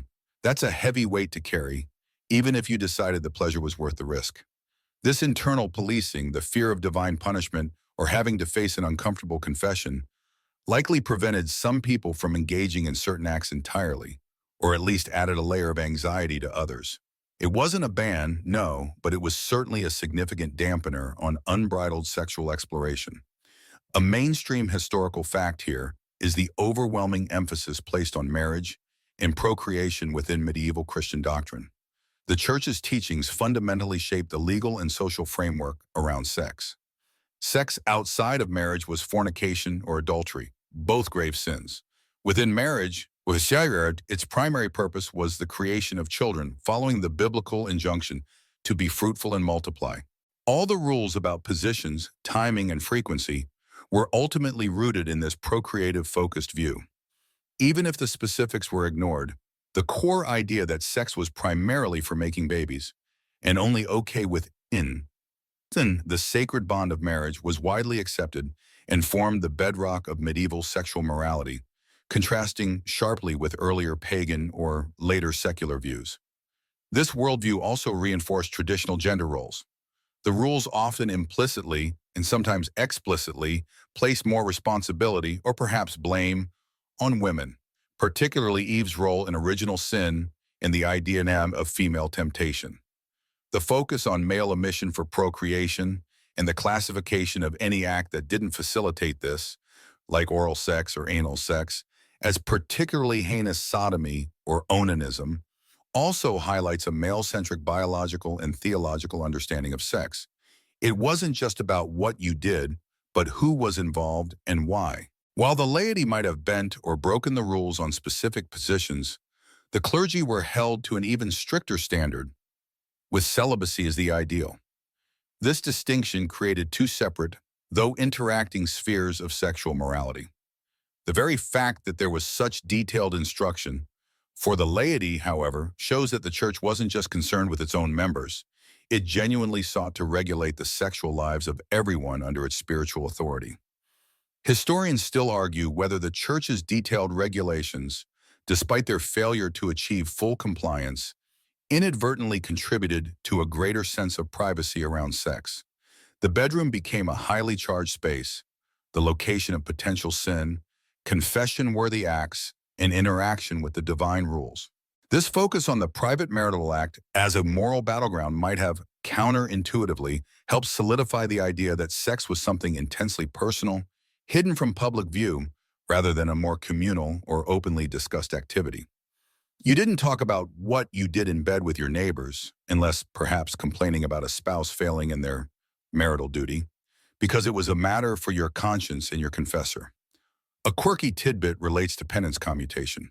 We touched on this before, but the fact that wealthy individuals could sometimes substitute fasting or prayer with monetary payments, or even hiring others to fast for them for sexual sins, shows how these rules intersected with social class and privilege. While the rules were theoretically universal, their practical consequences could differ significantly based on your social standing. This flexibility, or perhaps hypocrisy in enforcement, might have further undermined the Church's authority in this area, showing that not all sins or sinners were treated equally. So the legacy of the Church's attempts to police medieval sex wasn't a utopian world of strictly missionary position-only couples. It was something far messier. It was a society where sex was viewed with deep suspicion and moral baggage, where guilt and the fear of sin were ever present, and where the purpose of sex was rigidly defined as procreation within marriage. It was a world where people navigated these rules with a mix of genuine adherence, selective ignorance, creative interpretation, and quiet defiance. The positions might have persisted, but the attitude towards them, and towards sex in general, was undeniably shaped by centuries of intense, detailed, and often terrifying religious instruction. The Church didn't ban the positions, but it certainly succeeded in making a lot of people feel really, really bad about them. You've seen the comedy of errors. That was the Church's attempt to police medieval bedrooms.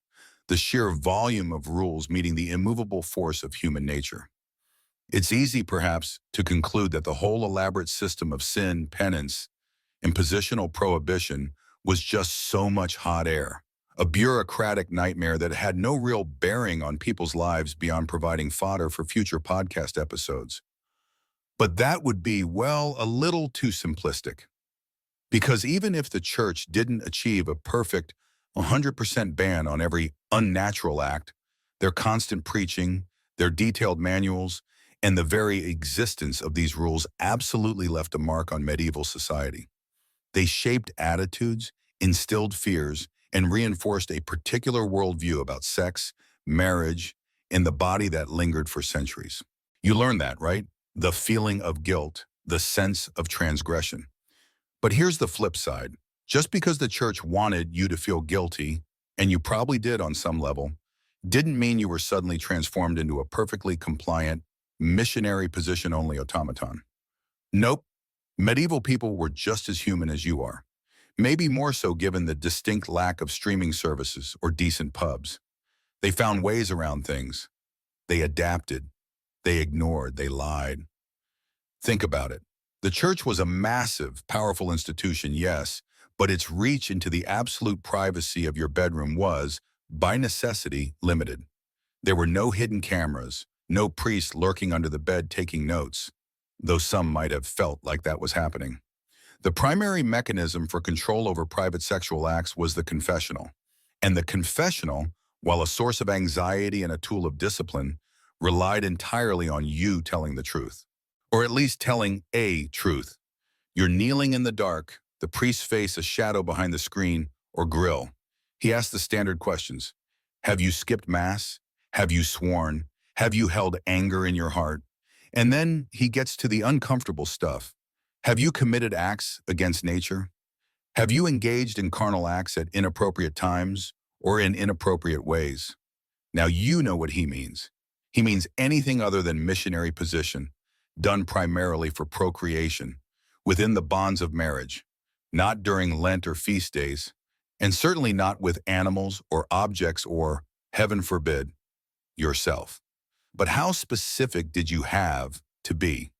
Did you have to confess that one Tuesday evening, after a particularly brutal day harvesting, you and your spouse just needed some relief, and perhaps didn't strictly adhere to the approved method?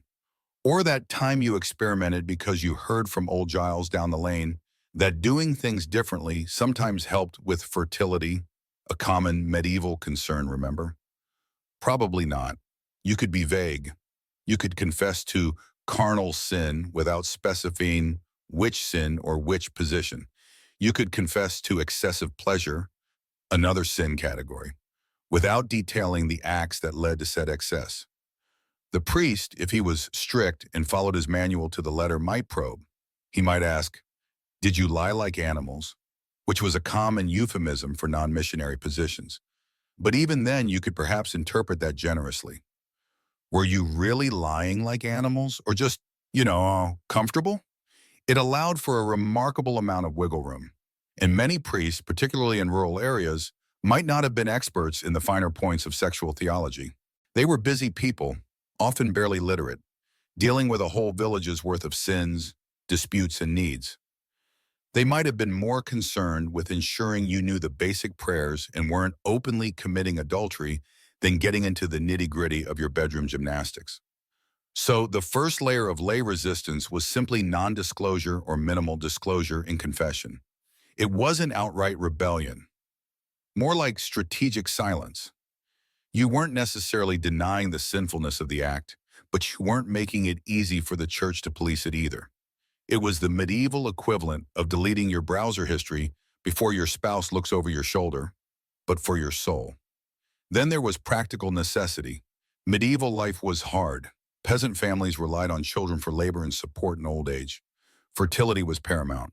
If there were local beliefs, or even just personal theories, that certain timing, positions, or methods increased the chances of conception, people were likely to try them, church rules be damned. The need to be fruitful and multiply, which ironically was church teaching, often trumped the rules about how you multiplied. Imagine telling a farmer who desperately needed an heir that he was risking eternal damnation because he tried a different position, hoping it would result in pregnancy.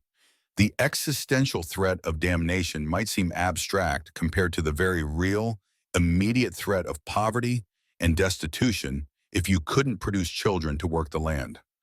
A mainstream historical fact that underscores this practical reality is the incredibly high infant and child mortality rates in the Middle Ages.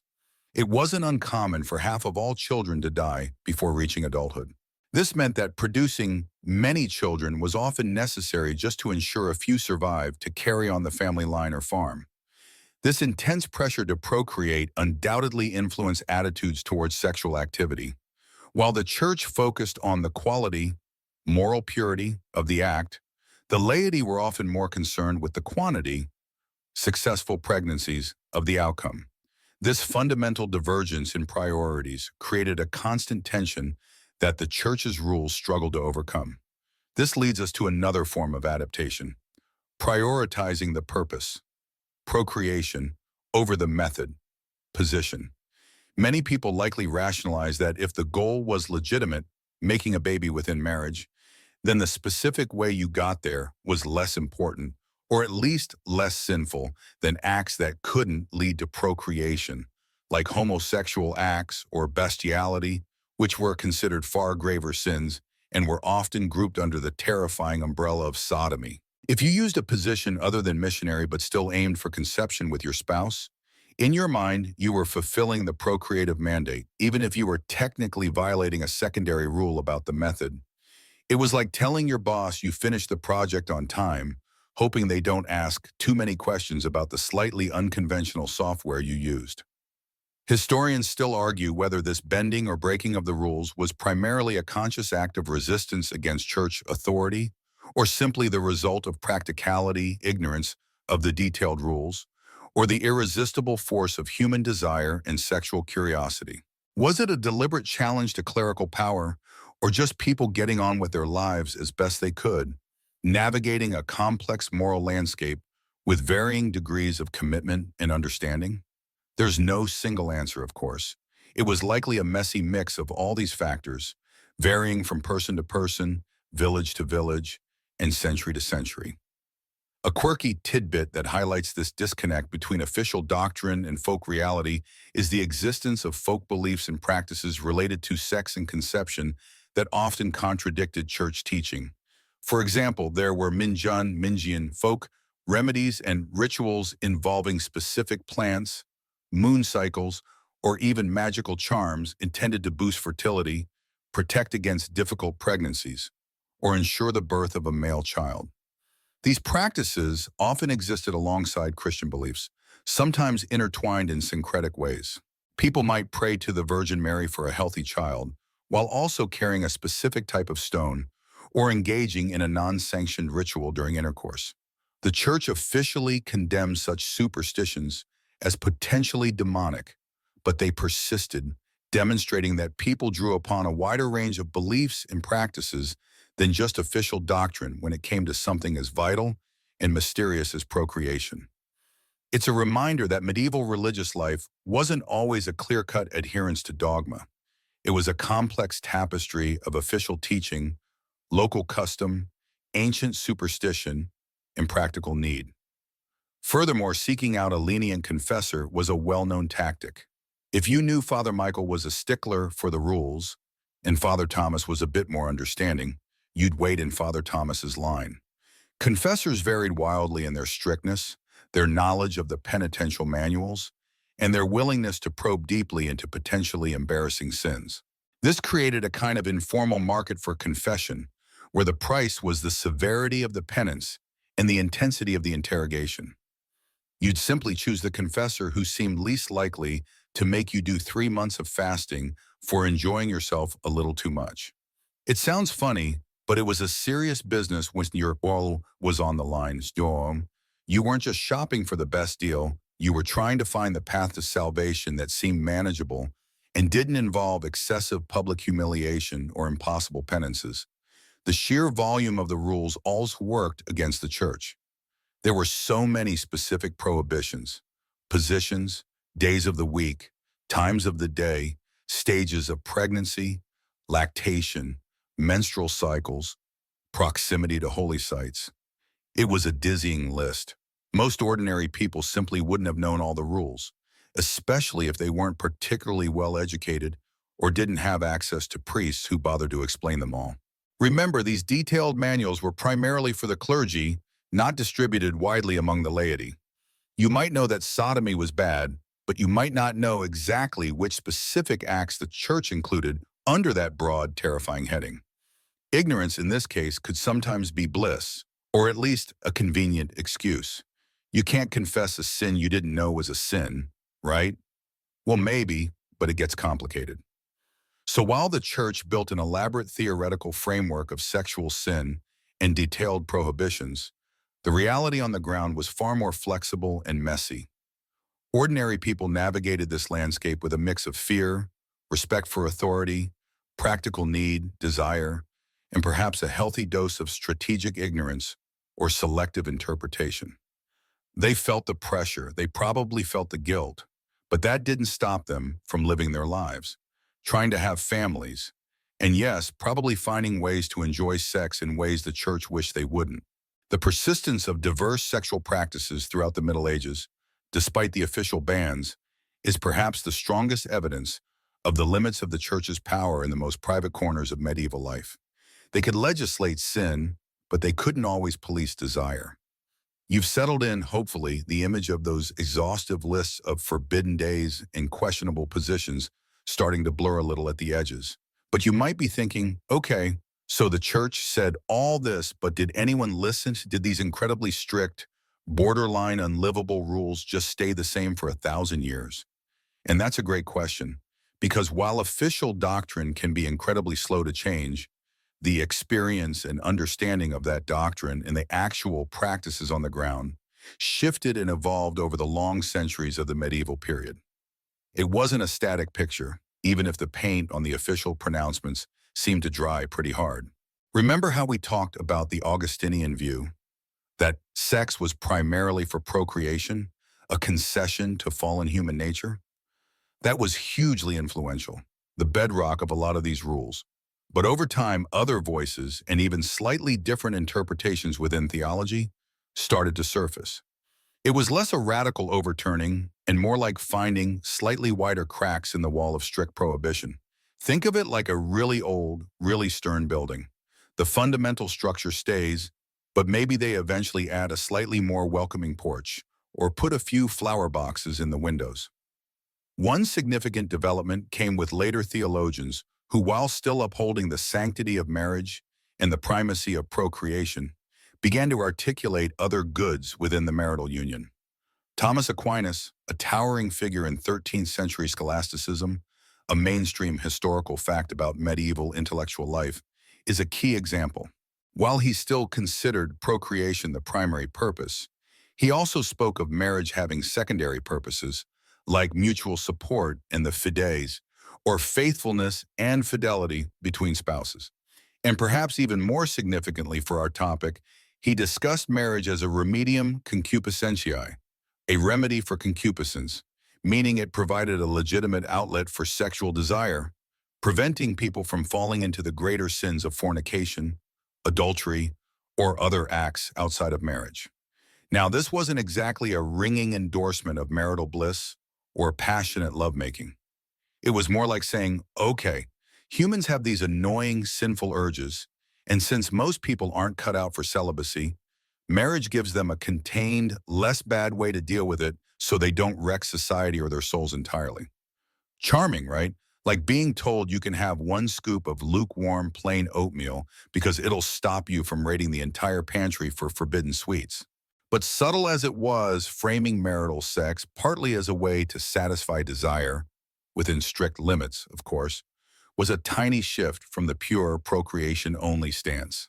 It implied that there was a legitimate need within the marriage itself that sex could fulfill, beyond just making babies. This changing perspective sometimes filtered down into pastoral care, though perhaps slowly and unevenly. While confessional manuals continued to list forbidden positions and acts, the focus of the priest in confession might have varied. Was he rigidly interrogating every couple about the specifics of their bedroom activities?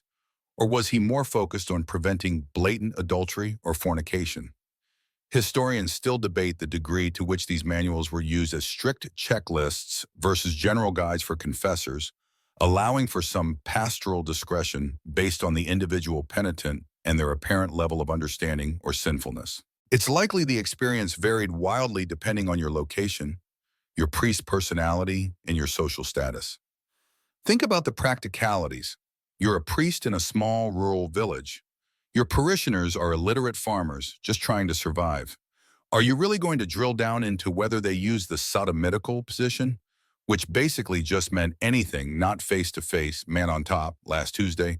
Or are you going to focus on whether they stole their neighbor's chicken or gossiped maliciously?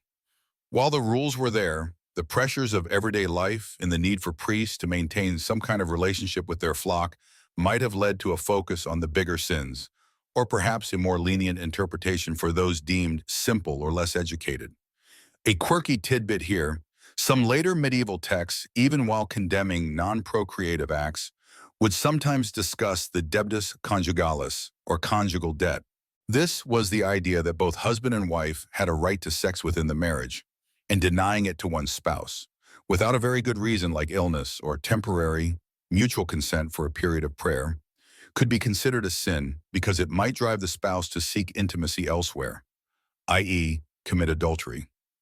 This concept, while still framed within the context of avoiding sin, implicitly acknowledged that marital sex served a purpose beyond immediate procreation, that of maintaining the bond and fidelity between the couple.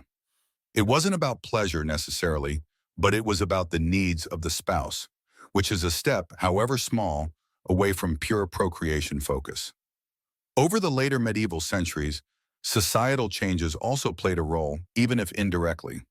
As towns grew and a merchant class emerged, life became more complex than just the agrarian cycle.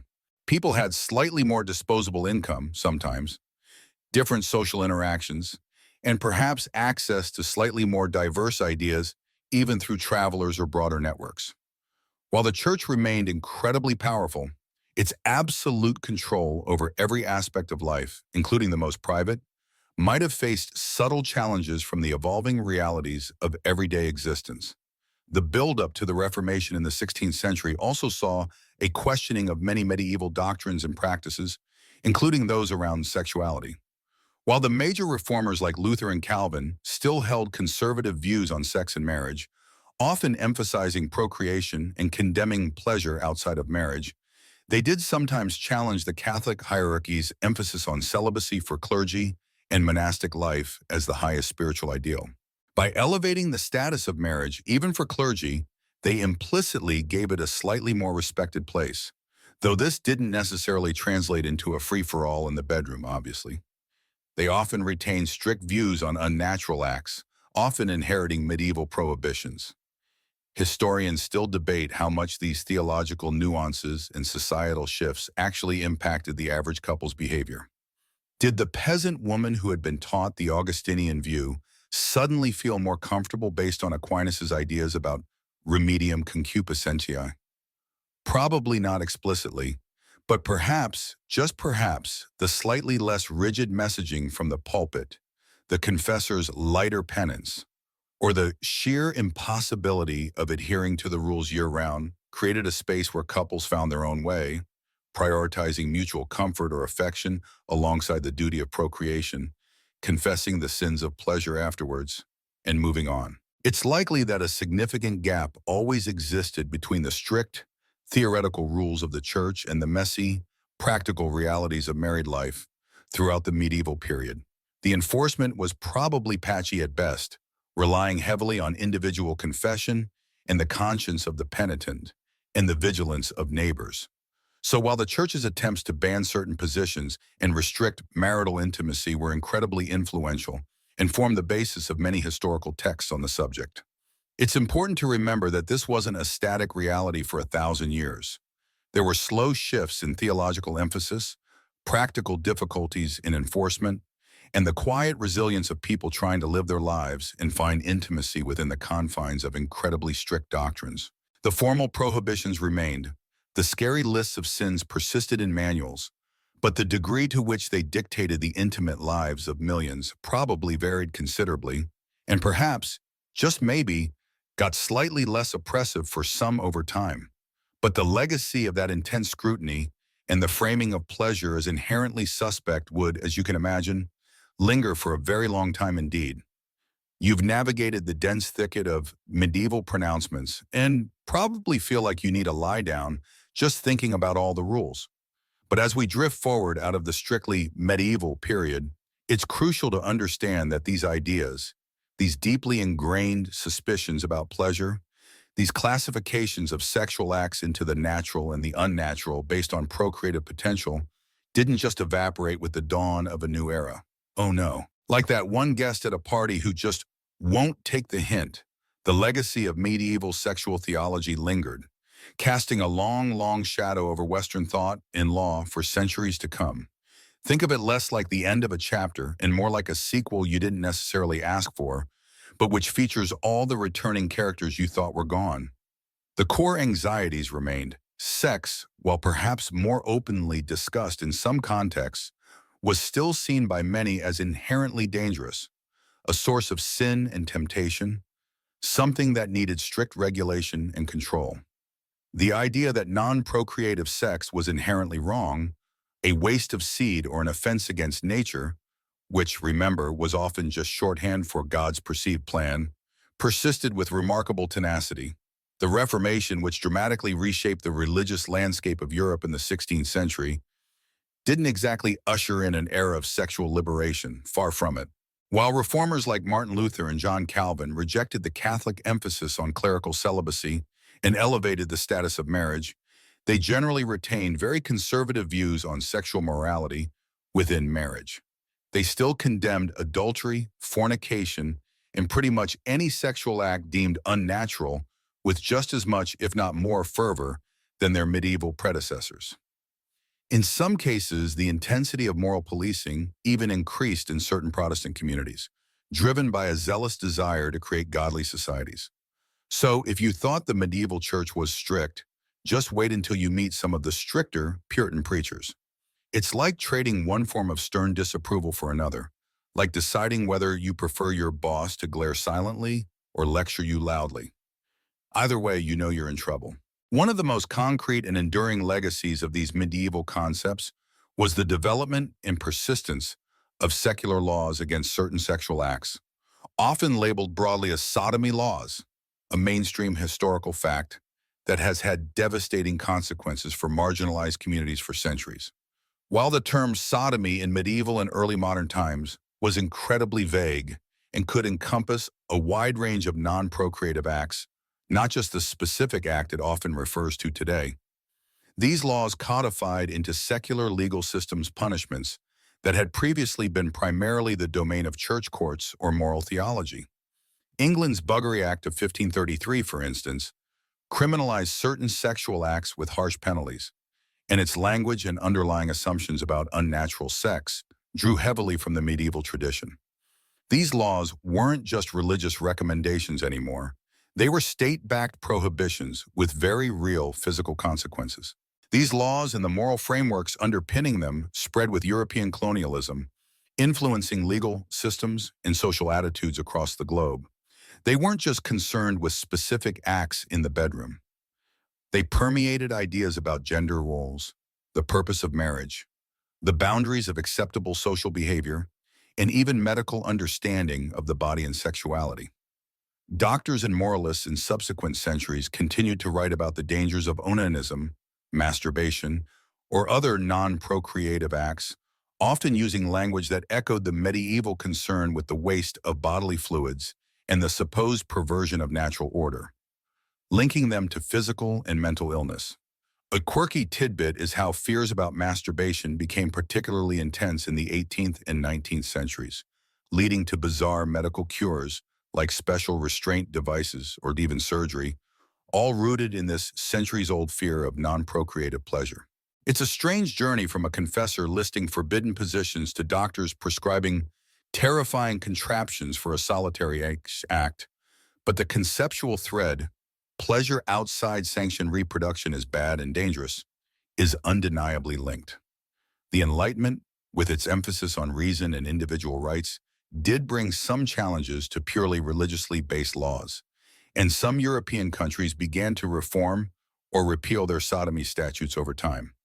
However, the underlying moral stigma often persisted, and the laws remained on the books in many places, particularly in Anglo-American legal traditions, for an incredibly long time, in some cases well into the late 20th century. It's a testament to the deep roots of these medieval ideas that laws derived from them could survive centuries of dramatic social, technological, and philosophical change. Historians still argue whether the long-term impact of medieval sexual doctrine was primarily to suppress and repress human sexuality, leading to widespread guilt and shame, or if human nature found ways to adapt and circumvent the rules, with official doctrine representing more of an ideal or a public face than a lived reality for many. Did the strict prohibitions foster secret defiance and a hidden culture of sexuality, or did they genuinely shape people's demands and behaviors, instilling a profound fear of deviation? It's a classic case of the gap between prescription and practice, the official rulebook versus the messy, complicated reality of human lives. Victorian England, for instance, is often caricatured as an era of extreme prudery, where even piano legs were considered scandalous. While that's an exaggeration, the intensity of the focus on public morality and the policing of sexual behavior certainly owed a debt to the long tradition of viewing sex as a potentially disruptive and morally perilous force, a view heavily shaped by medieval Christian thought. The idea that good sex was strictly confined to marriage and procreation, and that any deviation was not just sinful but potentially pathological or criminal, was a direct descendant of the medieval framework. So as you can see, the medieval church's attempts to ban specific sex positions weren't just some weird historical footnote. They were part of a much larger, deeply influential theological and moral project that sought to define and control human sexuality, primarily by linking it inextricably to procreation and viewing pleasure with suspicion. And that project, for better or worse, left an indelible mark on Western culture, law, and attitudes towards sex that continues to influence us, often in ways we might not even consciously recognize. The echoes of those medieval confessionals, the concern over where the seed went, the fear of non-procreative pleasure, they reverberated through the centuries, shaping everything from public policy to private anxieties. It's a heavy legacy for a few lines in a penitential manual to carry, isn't it? So you've journeyed through centuries of clerical hand-wringing and doctrinal pronouncements, wading through lists of forbidden acts and the often futile attempts to control the messy reality of human intimacy. You've seen how ideas about the natural purpose of sex became weaponized against anything that didn't explicitly aim at procreation, how pleasure itself was viewed with deep suspicion, and how these anxieties shaped not just religious teaching, but also secular law for a very, very long time. The shadows of those medieval fears stretched across the Renaissance, the Reformation, the Enlightenment, and the Victorian era, influencing everything from courtrooms to classrooms. But history, thankfully, doesn't stand still. While the legacy of medieval sexual theology is undeniably long and deep, it wasn't some immovable monolith. Over the past couple of centuries, and particularly in the last few decades, many of the strictures and laws derived from these ancient ideas have faced increasing challenges and, in many parts of the world, have been significantly dismantled or discarded. The rise of scientific understanding of human sexuality, psychology, and reproductive biology provided alternative frameworks for understanding sex, moving away from purely theological or procreative models. Doctors and researchers began to view sexual health and function through a different lens, one less concerned with sin and more with well-being, though certainly not without their own biases and hang-ups. Social and political movements also played a massive role. The various waves of feminism, LGBTQ+ rights movements, and broader pushes for individual liberty and bodily autonomy directly confronted the legal and social control of private sexual behavior that had roots in medieval doctrine. Advocacy for access to contraception, the push for marriage equality, and the fight against laws criminalizing consensual, non-procreative sex, like those sodomy laws we mentioned, a mainstream historical fact that saw widespread decriminalization efforts in many Western countries in the late 20th century, are all part of a complex, ongoing process of grappling with and moving beyond those ancient limitations. It's a slow process, though, like trying to turn a supertanker. Even when laws change, attitudes can lag far behind. The feeling that certain sexual acts are unnatural or wrong if they don't involve procreation, the tendency to view pleasure divorced from reproduction as somehow lesser or even shameful, these are not ideas that just vanish overnight because a law is repealed. They linger in cultural norms, in family attitudes, sometimes even in our own internal voices, a quiet echo of those medieval confessors. A quirky or fringe tidbit that illustrates this lingering influence is how debates around things like sex education in schools, access to reproductive health services, or even the definition of marriage sometimes still feature arguments that, if you listen closely, sound remarkably similar to concerns raised by medieval theologians about the natural order or the dangers of unbridled lust. The language has changed, sure, but the underlying fear that sex outside of a narrowly defined, procreative box is inherently dangerous or disorderly persists in certain corners. It's like finding a dusty medieval prayer book tucked away in the back of a modern classroom. Unexpected, but undeniably there. Historians still argue whether the most significant force driving the changes in sexual norms and laws has been shifts in religious belief, the increasing influence of scientific thought, or the relentless pressure of social and political activism pushing for greater freedom. Was it simply a matter of society outgrowing outdated religious rules? Or did other forces actively reshape how we think about bodies, relationships, and pleasure? It's a complicated tapestry with many threads. As you lie there, perhaps feeling sleep tugging at the edges of your awareness, consider this journey.